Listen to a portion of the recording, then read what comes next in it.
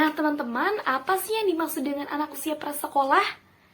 Anak usia prasekolah adalah anak yang berusia 3-6 tahun, di mana anak mengalami masa yang sangat penting sebagai pondasi atau dasar perkembangan untuk masa depannya.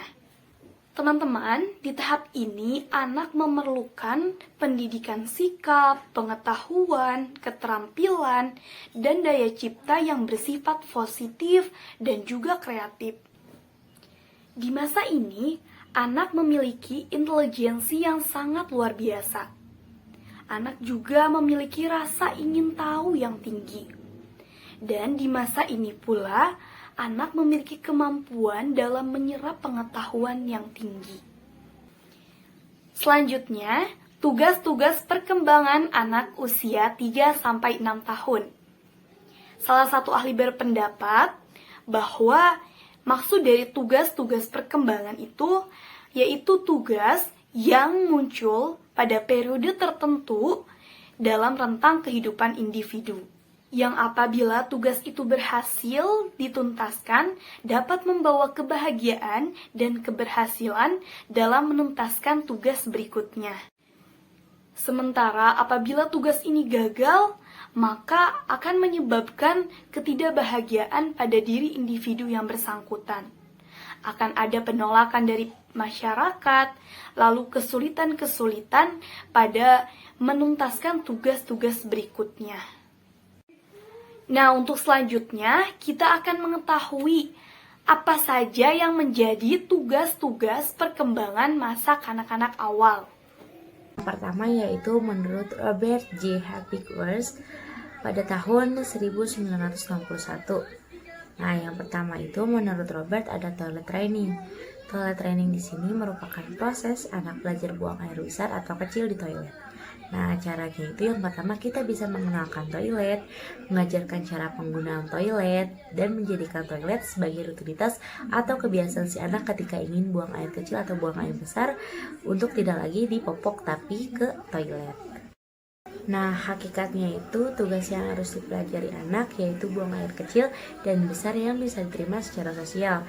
Nah, toilet training yang berhasil dapat membentuk anak yang berhati-hati, dapat menguasai dirinya, mendapatkan pandangan jauh ke depan, dan dapat berdiri sendiri atau mandiri.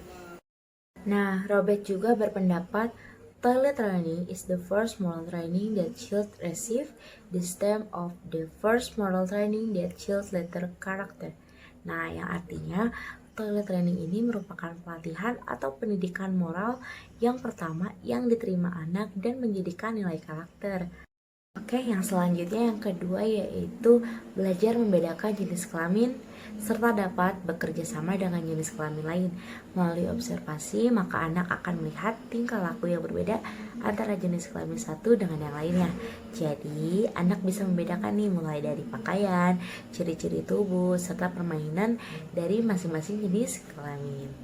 Nah, yang ketiga itu belajar mencapai stabilitas fisiologis. Manusia pada waktu lahir sangat labil jika dibandingkan fisik orang dewasa. Anak akan cepat sekali merasakan perubahan dari panas ke dingin. Oleh karena itu, anak harus belajar menjaga keseimbangan terhadap perubahan. Nah, yang keempat itu pembentukan konsep-konsep yang sederhana tentang realitas fisik dan sosial. Jadi, di sini itu si anak menyeimbangkan tentang kenyataan yang ada di masyarakat. Dan yang kelima yaitu belajar kontak perasaan dengan orang tua, keluarga, dan orang lain. Menghubungkan diri sendiri secara emosional. Jadi, anak belajar menghargai orang lain dan mengendalikan emosi dirinya sendiri. Dan yang keenam yaitu belajar membedakan mana yang baik dan buruk serta mengembangkan kata hatinya.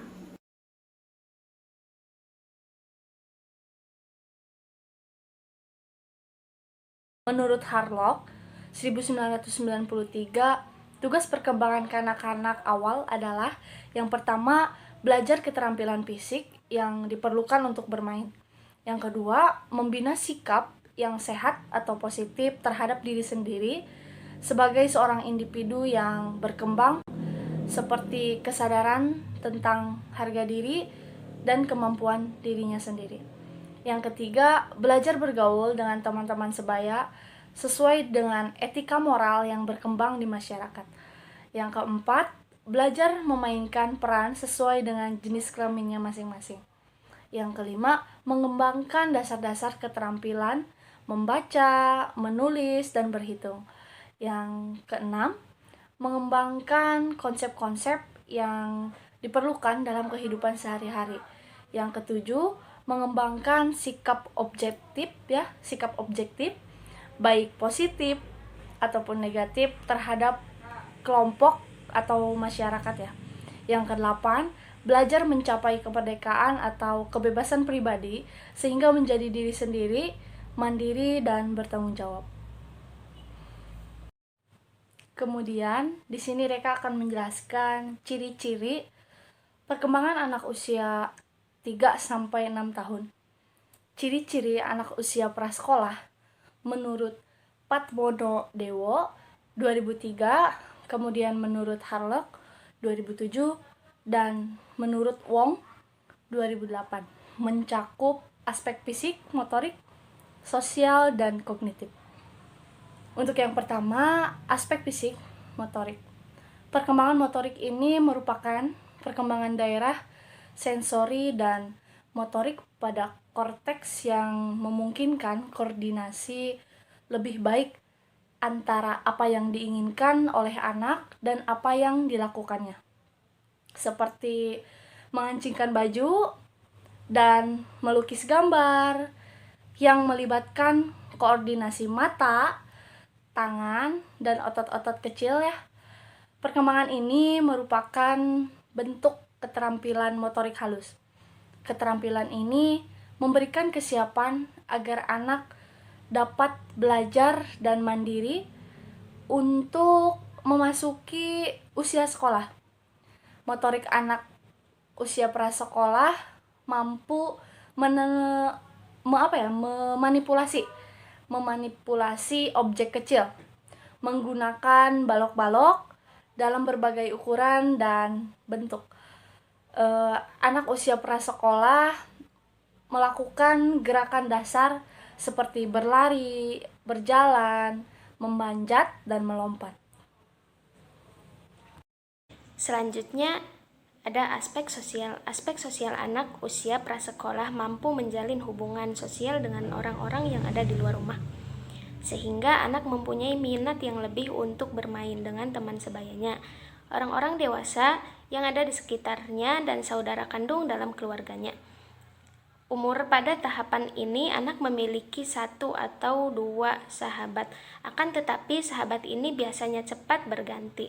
Mereka pada umumnya sangat gampang menyesuaikan diri secara sosial. Sahabat yang dipilih biasanya memiliki jenis kelamin yang sama, yang nantinya berkembang pada sahabat yang berjenis kelamin berbeda. Anak yang lebih muda seringkali bermain bersebelahan dengan anak yang lebih besar. Anak prasekolah dapat berhubungan dengan orang yang tidak dikenal dengan mudah dan dapat mentoleransi perpisahan singkat dari orang tua dengan sedikit atau tanpa protes. Tahap ini mampu melewati banyak kekuatan fantasi dan kecemasan yang tidak terselesaikan melalui permainan. Selanjutnya ada aspek kognitif. Usia prasekolah umumnya telah mampu berbahasa. Sebagian dari mereka senang berbicara, khususnya dalam kelompoknya. Anak usia prasekolah harus berasumsi bahwa setiap orang berpikir seperti yang ia pikirkan, dan penjelasan singkat mengenai pikiran mereka dipahami oleh orang lain.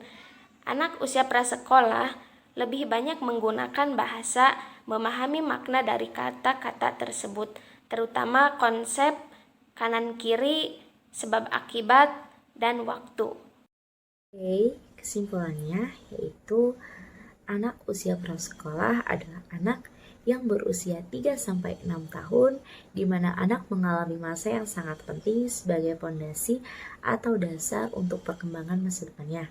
Nah, tahapan perkembangan anak yang matang pada usianya dan tidak mengalami missing dalam melaksanakan tugas-tugas perkembangannya, maka dianggap akan mampu mengembang tugas melaksanakan tahapan selanjutnya. Nah, jadi anak yang tumbuh dan berkembang dengan maksimal akan menjadi anak yang kuat dalam segala aspek, baik aspek psikis dan fisik. Jika terdapat hambatan dalam perkembangannya, menjadi keunikan setiap anak yang harus dipahami oleh semua orang. Nah, yaitu untuk tidak menjudge anak dengan anak nakal atau bodoh dan lain sebagainya. Ciri-ciri anak usia prasekolah mencakup aspek fisik, motorik, sosial, dan kognitif. Baik, terima kasih. Itulah presentasi dari kelompok kami. Kurang lebihnya mohon maaf. Wabillahi taufiq wal hidayah. Wassalamualaikum warahmatullahi wabarakatuh.